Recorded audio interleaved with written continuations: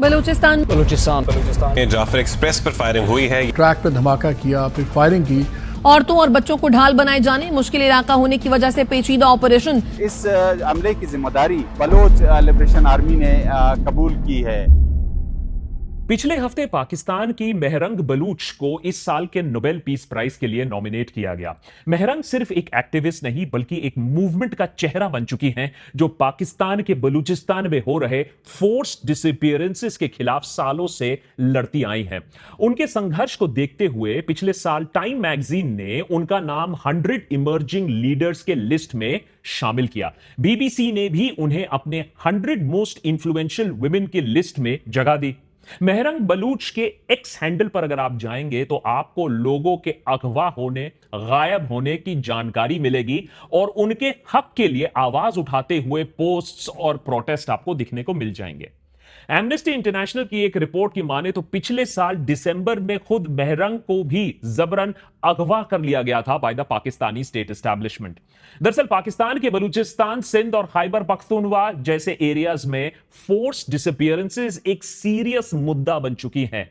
सब मानते हैं, सब जानते हैं कि इन डिसअपीयरेंसेस के पीछे पाकिस्तान सरकार का ही हाथ है, जो एक्टिविस्ट की आवाज को दबाने के लिए, उन्हें डराने और धमकाने के लिए किडनैपिंग, इंटिमिडेशन, टॉर्चर जैसे हथकंडे अपनाती है। ह्यूमन राइट्स वॉच की रिपोर्ट की माने तो 2011 से लेकर 2024 तक 8000 से ज्यादा ऐसे केसेस दर्ज हो चुके हैं। लेकिन अगर आप Pakistan commission of inquiry on enforced disappearances के नंबर देखें तो आंकड़े और भी अलार्मिंग है। उनके हिसाब से इसी टाइम फ्रेम में करीबन 10,000 ऐसे केसेस रिपोर्ट हो चुके हैं, जिसमें से 2700 से ज्यादा केसेस सिर्फ और सिर्फ बलूचिस्तान से हैं। इनमें से कई लोग कभी घर वापस भी नहीं आते हैं और जो वापस आते हैं उन्हें या तो इलीगल केसेस में फिर से फंसा लिया जाता है या उन्हें दोबारा अगवा कर लिया जाता है। यह इंट्रोडक्शन मैं आज क्यों दे रहा हूं?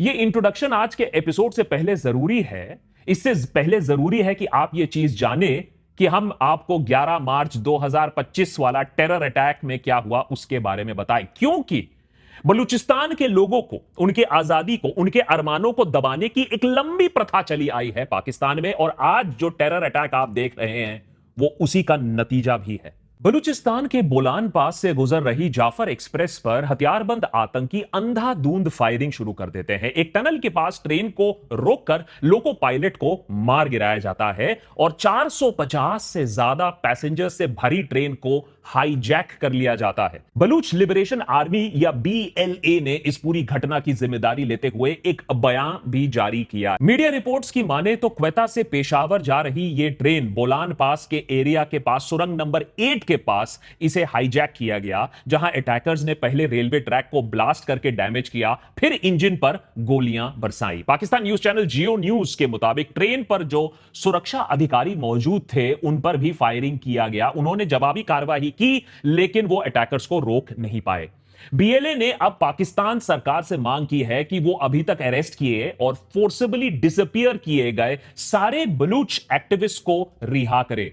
BLA ने ऐसा करने के लिए पाकिस्तान सरकार को 48 आवर्स का एक अल्टीमेटम दिया है, जिसके बाद वो हॉस्टेजेस को मारने की धमकी दे रहे हैं। 5 हॉस्टेजेस हर घंटे। घटना के अभी तक 24 घंटे गुजर चुके हैं जब हम ये एपिसोड रिकॉर्ड कर रहे हैं, लेकिन बंधकों को छुड़ाने के लिए जद्दोजहद अभी पाकिस्तानी सरकार की तरफ से भी जारी है। पाकिस्तानी सिक्योरिटी फोर्सेस की माने तो अभी तक 190 से ज्यादा लोगों को वो सेफली छुड़ा चुके हैं। Rescue teams full fledged operation कर रहे हैं। 30 आतंकियों को मार गिराने की खबर अभी तक है, लेकिन बाकी हॉस्टेजेस अभी भी ट्रेन में आतंकियों के कंट्रोल में ही है। और वहां कुछ रिपोर्ट्स ये भी बता रहे हैं कि हाईजैकर्स ने पाकिस्तानी मिलिट्री इंटरवेंशन होने के बाद हॉस्टेजेस को मार गिराना शुरू कर दिया है। इस ट्रेन में आम नागरिक समेत पाकिस्तानी सिक्योरिटी फोर्सेस के कई जवान भी सफर कर रहे थे। अलग अलग रिपोर्ट्स कहते हैं इनका जो नंबर है, इनका आंकड़ा 80 भी हो सकता है, 200 के आसपास भी हो सकता है। एग्जैक्ट पिक्चर रिकॉर्ड करते समय हमें पता नहीं है। BLA पिछले कुछ महीनों से लगातार पाकिस्तानी सिक्योरिटी फोर्सेस को अलग अलग अटैक्स में टारगेट करती आई है, लेकिन आज तक कभी भी इतने बड़े स्केल पर हमने अटैक नहीं देखा है। मिलिट्री ऑपरेशन और इतनी बड़ी घटना के बीच में बलूचिस्तान पर इमरजेंसी तो वैसे में ही लगा दिया गया है। वहीं पाकिस्तानी पॉलिटिकल लीडरशिप का यह भी कहना है कि ये तो वो कड़ी निंदा तो करते ही हैं, सारे हॉस्टेजेस को सही सलामत छुड़ा भी लेंगे, लेकिन आतंकियों को नहीं छोड़ेंगे, ये आश्वासन इंस्ट्रक्शन दिया गया है पूरे देश को। लेकिन इस हमले ने फिर से पूरी दुनिया का ध्यान एक बार फिर से बलूचिस्तान की तरफ खींचा जरूर है। और सवाल अब पूछा जाएगा कि बलूचिस्तान के लोग पाकिस्तानी हुकूमत के खिलाफ इतनी लंबी, इतनी दर्दनाक, इतनी ब्लडी जंग क्यों लड़ते आए हैं और क्यों पाकिस्तानी एस्टैब्लिशमेंट इसका हल नहीं निकाल पाई है। बलूचिस्तान पाकिस्तान का सबसे बड़ा और सबसे कम पॉपुलेटेड प्रदेश है। यह ईरान, अफगानिस्तान और पाकिस्तान के बाकी हिस्सों से बिल्कुल बीचों बीच अपने आप को थोड़ा सा अकेला और आइसोलेटेड पाता है। 1947 में जब पाकिस्तान एक अलग देश बनकर दुनिया के नक्शे पर आया, तब बलूचिस्तान को जबरदस्ती पाकिस्तान का हिस्सा बना दिया गया। बलूचिस्तान की मांग थी कि उनका एक अलग देश बने, क्योंकि उनका जो इतिहास है, उनकी जो संस्कृति है, वो पाकिस्तान के पंजाबियों से काफी अलग थी। लेकिन पाकिस्तान ने उनकी एक ना सुनी और सेना भेजकर बलूचिस्तान पर जबरन पाकिस्तानी आर्मी ने कब्जा कर लिया। उसी वक्त अलग अलग बलूच जो ग्रुप्स थे वो एकजुट होकर सामने नहीं आ पाए, जो उनकी कमजोरी बन गई। अब अंग्रेजों के समय से ही बलूच ट्राइबल सिस्टम अंदर से टूट रहा था और जब आजादी के बाद फाइनली एकजुट होने का समय आया, तब बलूच नेशनलिस्ट एक मजबूत संगठन बनकर सामने नहीं आ पाए और पाकिस्तान में समा गए। 1950s में पाकिस्तान की सरकार ने वन यूनिट स्कीम शुरू किया, जिसमें सभी प्रदेशों को एक साथ मिला दिया गया ताकि ईस्ट पाकिस्तान, माने आज का बांग्लादेश, के विरुद्ध एक मजबूत वेस्ट पाकिस्तान बनाया जाए। One country, one leader, one language, one system, one administration. लेकिन इसे देखकर बलूच और भी नाराज हो गए, क्योंकि उनका प्रदेश जो उनके कंट्रोल में था कुछ हद तक अब वो भी नहीं रहा। इसके खिलाफ फिर बलूचियों ने मोर्चा खोल दिया और एक लंबा संघर्ष वहां से शुरू होता है। 1958 तक चला यह मूवमेंट, फाइनली पाकिस्तान सरकार इसे सक्सेसफुली कुचलती है इतने सालों बाद जाकर। फिर आता है 1970s, जब जुल्फिकार अली भुट्टो की सरकार बनती है। एक नए संविधान के तहत बलूचिस्तान को एक अलग प्रदेश के तरह पहचान मिलती है। अच्छी बात है, गुड न्यूज। लेकिन फिर 1973 में भुट्टो ने बलूचिस्तान की प्रोविंशियल गवर्नमेंट को हटा दिया, बर्खास्त कर दिया। वजह दी गई कि यहां एंटी नेशनल एक्टिविटीज हो रहे हैं, फॉरेन कोलैबोरेशन हो रहे हैं, इंडिया का भी नाम आया था, प्लॉट टू डिस्टेबलाइज पाकिस्तान हो रहा था। लेकिन असली बात तो यही है, फैक्ट तो यही है कि बांग्लादेश बनने के सदमे के बाद पाकिस्तान हुकूमत और चांस नहीं लेना चाहती थी कि कुछ बलूचिस्तान में भी ऐसा ना हो जाए, ये एरिया भी उनके हाथ से फिसल ना जाए। इसके बाद एक बार फिर से बलूची लोग ने मोर्चा खोला। इस बार उनका मूवमेंट 1977 तक चला।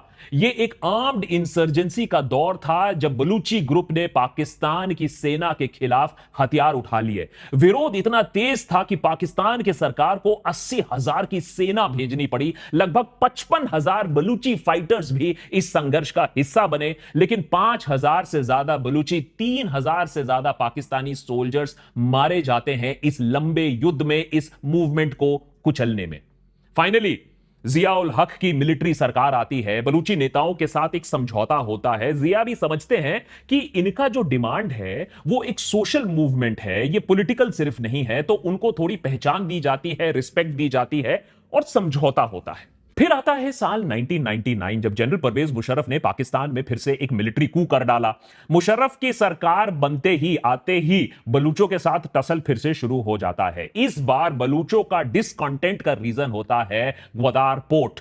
इस पोर्ट का निर्माण 2002 में चाइना की मदद से शुरू हुआ था। बलूचियों का कहना था कि यह प्रोजेक्ट उनकी मिट्टी पर बन रहा है, लेकिन उनके अधिकार यहां छीने जा रहे हैं, क्योंकि इससे आने वाला सारा फायदा, सारा पैसा, सारी नौकरियां सिर्फ पंजाबियों को और चीनियों को मिल रहा है। 2004 में इसके खिलाफ एक नया बलूच मूवमेंट शुरू हो जाता है। यह स्ट्रगल अपने चरम पर पहुंचती है साल 2006 में, जब पाकिस्तान की सेना ने बलूच के नेता नवाब अकबर बुख्ती की हत्या कर देती है। इसके बाद पूरे प्रांत में दंगे और घटनाएं, वायलेंस, आर्सनी ये फैल जाती है। 2008 में पाकिस्तान में मुशर्रफ की सरकार गिर जाती है और आसिफ अली जरदारी की सिविलियन सरकार आती है, लेकिन इससे बलूचियों का कहर शांत नहीं होता है। 2009 में पाकिस्तान में करीब 800 हमले देखे जाते हैं, जिसमें करीबन 400 लोग मारे जाते हैं। इसमें 90% से ज्यादा अटैक के पीछे बोला जाता है बलूचिस्तान के नेशनलिस्ट्स का हाथ था। 2010 में यह नंबर बढ़कर 730 अटैक हो जाते हैं, 600 से ज्यादा मौतें होती हैं। अब ऑब्वियसली सरकार शांत तो नहीं बैठती है पाकिस्तान की, तो पाकिस्तानी सरकार बलूचियों के खिलाफ फिर ऑपरेशंस इंटेंसिफाई करती है, जिसके बाद 2010-2011 से फोर्स्ड डिसअपियरेंसेस होना और भी कॉमन हो जाता है। आज हर इंसान जो बलूचिस्तान के हक में बात करता है उसे सरकार अपना दुश्मन मान लेती है। रातों रात लोगों को किडनैप करना, झूठे केसेस में फंसा देना, टॉर्चर, डिटेंशन जैसी चीजें अब आम सी बात हो गई है पाकिस्तान में। पिछले 15 साल से जब यह सब चल रहा था, बलूच के लोग ये सब झेल रहे थे, उसके बाद बहुत लोगों ने सोचा कि अब हमें फिर से हथियार उठाना पड़ेगा।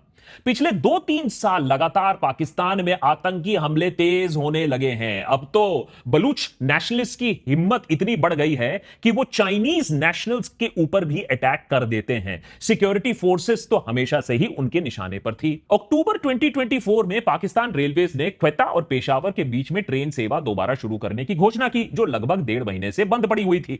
लेकिन सेवाएं शुरू होते ही सिर्फ 1 महीने बाद उसके नवंबर 2024 में एक सुइसाइड ब्लास्ट चलते क्वेटा रेलवे स्टेशन पर 26 लोगों की जान जाती है। Islamabad based think tank Pakistan institute for piece studies द्वारा जनवरी 2025 में जारी की गई एक सुरक्षा रिपोर्ट के मुताबिक 2024 में पाकिस्तान में आतंकी हमलों की संख्या इतनी बढ़ गई है कि यह 2014 या उससे पहले की स्थिति जैसी हो गई है, जब पाकिस्तान ऑलमोस्ट कोलैप्स की सिचुएशन पर आ गया था।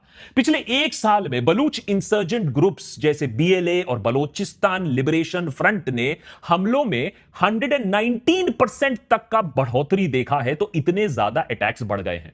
डॉन की एक रिपोर्ट के अनुसार 2024 में सिर्फ बलूचिस्तान में ही इन ग्रुप्स ने 171 आतंकवादी घटनाओं को अंजाम दिया, जिम्मेदारी ली। तो आप देख रहे हैं कि सुरक्षा कर्मियों की हालत कितनी खस्ता हो चुकी है पाकिस्तान में। बलूचिस्तान पाकिस्तान का सबसे गरीब प्रदेश है। 1970s में यहां जीडीपी का शेयर पाकिस्तान के ओवरऑल जीडीपी का 4.9% हुआ करता था। वो भी इतना कम था, अब गिर के 3.7% ऑफ जीडीपी कंट्रीब्यूशन हो गया है। यहां की लिटरेसी रेट पाकिस्तान में सबसे कम है, इन्फेंट मोर्टेलिटी सबसे ज्यादा है और इंप्लॉयमेंट लेवल भी सबसे कम है। बलूचियों का यह कहना है कि उनके रिसोर्सेस पंजाब और सिंध को दे दिए जा रहे हैं। 1952 में यहां नेचुरल गैस मिलती है, लेकिन इसका यहां होने से कोई मुनाफा इनको नहीं मिलता है, सारा मुनाफा पंजाब और सिंध को चले जाता है। 1973 के संविधान में बलूचिस्तान को केवल 12.5% रॉयल्टीज मिलने की बात लिखी गई, लेकिन यह भी उनको नहीं मिला, कागज पर ही बात रह गई। यह सब चीजें देखकर बलूचियों का डिसकंटेंट और डिस्ट्रस्ट जो पाकिस्तानी एस्टैब्लिशमेंट पर है, वो दिन ब दिन बढ़ते गया और फाइनली बगावत तक बात आ गई। 1971 के बांग्लादेश डिबैकल के बाद पाकिस्तान की मिलिट्री और सरकार हमेशा से ही बलूची मूवमेंट को ध्यान से देखती आई है और उसे दबाने की कोशिश करती आई है। 1970s का क्रैकडाउन हो या 2000 का मिलिट्री ऑपरेशन हो, हर बार पाकिस्तान सरकार ने बलूचियों की आवाज को दबाने की कोशिश की है, ताकि फिर से बांग्लादेश के आसपास तक का कोई सिचुएशन ना पैदा हो पाए। लेकिन 21st सेंचुरी में बलूचिस्तान सिर्फ पाकिस्तान का इंटरनल इशू नहीं रह गया है, यह एक बड़ा जियोपॉलिटिकल स्ट्रगल का हिस्सा बन चुका है। बलूचिस्तान चाइना का $65 बिलियन इन्वेस्टमेंट का एक महत्वपूर्ण हिस्सा है, जो चाइना पाकिस्तान इकोनॉमिक कॉरिडोर का एक अहम पोर्शन बनता है। प्रेसिडेंट जी का बेल्ट एंड रोड इनिशिएटिव यहीं से निकलता है, वो उसका एक अहम अंग है। बलूचिस्तान में कई इंपॉर्टेंट माइनिंग प्रोजेक्ट्स हैं, जिसमें रिको दिक भी शामिल है, जिसे Canada based global mining Barrick Gold operate करते हैं। माना जाता है कि यह दुनिया के सबसे बड़े गोल्ड और कॉपर माइंस में से एक है। तो देखिए, नेचुरल खजाना तो बहुत है इस जगह में। बैरिक गोल्ड के अलावा इस एरिया में चाइना भी गोल्ड और कॉपर की माइनिंग करता है, वो भी यहां ऑपरेशन करता है। लेकिन बलूचिस्तान में दशकों से चल रहा ये जो स्ट्रगल है, इस प्रोविंस को अनस्टेबल तो जरूर बना चुका है। ये इंस्टेबिलिटी पाकिस्तान के पोटेंशियल प्रोजेक्ट्स, जिससे देश में बिलियंस ऑफ डॉलर आ सकता है, वो उसे रोकता है। नेचुरल रिसोर्सेज के अलावा बलूचिस्तान का लोकेशन भी अपने आप में काफी स्ट्रेटेजिक है। अगर आप मैप पर देखें, अरेबियन सी के साथ लंबा कोस्ट लाइन शेयर करता है, स्ट्रेट ऑफ हॉर्मस के बिल्कुल नजदीक है, जो इसे दुनिया के सबसे इंपॉर्टेंट ऑयल शिपिंग रूट्स में डाल देता है। ऐसे ही चाइना सरकार ने इस अनस्टेबल प्रोविंस पर hundreds of billions of dollars खर्च करने का डिसीजन नहीं लिया है। ग्वादार पोर्ट का भी कंट्रोल चाइना के स्ट्रिंग ऑफ पर्ल्स प्रोजेक्ट में ही आता है, जिससे चाइना इंडियन ओशन में भी भारत के इंफ्लुएंस को काउंटर करने की कोशिश कर रहा है। पाकिस्तान सालों से यह आरोप लगाता आया है कि बलूचिस्तान को अनस्टेबल बनाने में भारत का भी फायदा है, बल्कि वो तो कहता है कि भारत का हाथ भी है इसमें।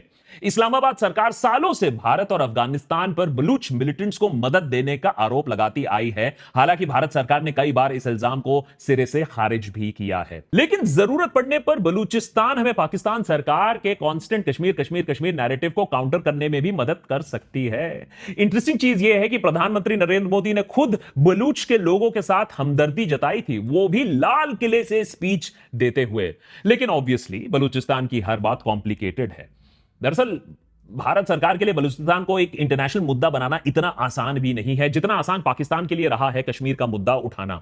नंबर 1, बलूच मूवमेंट कभी भी उस स्केल तक नहीं पहुंच पाई है जितना कश्मीरी आतंकवाद पहुंच चुका था। हालांकि इस ट्रेन हादसे के बाद, इस ट्रेन हाईजैक के बाद एक और इंटरनेशनल लेवल अनलॉक हो जाता है। नंबर 2, बलूचिस्तान की लोकेशन उसे डायरेक्ट इंडिया पाकिस्तान कॉन्फ्लिक्ट से दूर रखता है। इस वजह से यहां इंटरनेशनल इंटरेस्ट अभी थोड़ा सा कम है, बहुत ही बैकवर्ड और रिमोट एरिया है। Number 3, human rights group Islamabad की आलोचना जरूर कर सकते हैं, इसकी बर्बरता जो पाकिस्तान सरकार करती है, लेकिन याद रखिए वही international human rights group Bharat सरकार को कश्मीर के मामले में भी दबाव दे सकती है, तो इसका इस्तेमाल नहीं कर सकते हैं। चौथी बात कि बलोच इंसर्जेंसी बहुत फ्रेगमेंटेड है। यहां अलग अलग ग्रुप्स में यह पूरी इंसर्जेंसी है जो बटी हुई है। एक्सपर्ट्स की माने तो भारत के ट्रेडिशनल रिलेशंस मेंदल और मारी ट्राइब लीडर्स के साथ है, जबकि मुक्ति कम्युनिटी हिस्टोरिकली इस्लामाबाद के साथ समझौता करती आई है। मेंदल ट्राइब ने ही बलूचिस्तान लिबरेशन आर्मी या BLA की शुरुआत की थी, लेकिन यह ग्रुप अब अलग अलग टुकड़ों में भी बट चुकी है और उनकी लीडरशिप बिखर चुकी है। लेकिन एक ट्रेन हाईजैक जैसे बड़े अटैक के बाद बलूचिस्तान में इंटरनेशनल इंटरेस्ट फिर से आ चुका है, तो पाकिस्तान हुकूमत के लिए इस मुद्दे को छुपाना अब मुश्किल सा हो जाएगा। लेकिन सेपरेटिस्ट के लिए रास्ता अब और कठिन हो जाता है। Pakistan army, ISI, deep state अब खुलकर हमला करेगी, क्योंकि आप किसी भी चीज के लिए लड़ रहे हो वो मैटर नहीं करता है, क्योंकि जब आपका तरीका गलत हो जाता है। देशभक्त पर तो हम यही आशा करेंगे कि बिना और किसी खून खराबे इस क्राइसिस को खत्म कर दिया जाए, ताकि और खून ना बहे, मासूमों का खून ना बहे, और कहीं ना कहीं एक समझ बने कि भाई बलूच आइडेंटिटी को भी एक इज्जत मिलनी चाहिए, एक जगह मिलनी चाहिए। इस्लामाबाद को भी देखना चाहिए कि यार आपने इतने सालों से, दशकों से आपने फोर्स का इस्तेमाल कर लिया है, हो सकता है कि आप उन्हें थोड़े से राइट्स दो। अरे संविधान के अंदर ही उन्हें थोड़ा सा और इंडिपेंडेंस दे दो। ये फोर्स डिसअपियरेंसेस है, उन्हें थोड़ा रोक दो। मासूमों का खून है, उसे बहने से अब थोड़ा सा रोक लो। पाकिस्तान कहता है कि ईरान, अफगानिस्तान, भारत सब मिले हुए हैं, सब सपोर्ट कर रहे हैं बलूचिस्तान को। तो भाई ये काम करो ना, कुछ ऐसा करो कि सपोर्ट की जरूरत ही ना पड़े, अपने आप लोग यहां खुश हो जाए। क्या हो अगर आप बलूचिस्तान को आजादी ना दो, लेकिन थोड़ी ऑटोनॉमी दे दो, जो कि पहले की बात है। क्योंकि पाकिस्तान भी एक रेस, एक भाषा, एक आइडेंटिटी, एक धर्म नहीं है।